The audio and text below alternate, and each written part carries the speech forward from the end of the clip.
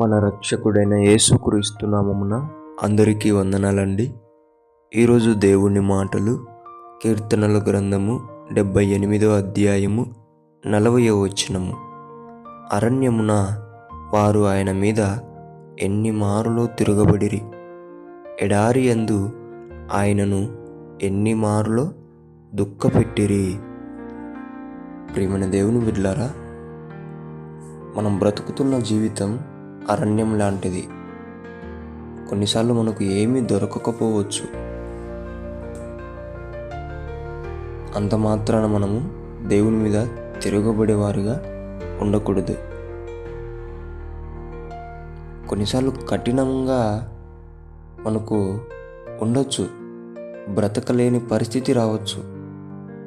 అంత మాత్రమున దేవుణ్ణి మనం దుఃఖపెట్టకూడదు.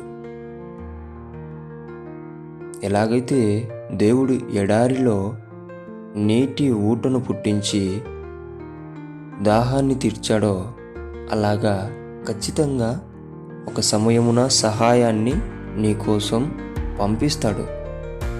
కాబట్టి ఆ సహాయం కోసం వేచి ప్రార్థించి కనిపెట్టు. అంతేకాని ఈ ఇశ్రాయేలు ప్రజల్లాగా ప్రతిసారి తిరగబడటం, ప్రతిసారి దుఃఖపెట్టడం, దేవుణ్ణి బాధ పెట్టడం, అది చాలా చాలా చాలా తప్పు, చాలా చాలా చాలా పొరపాటు.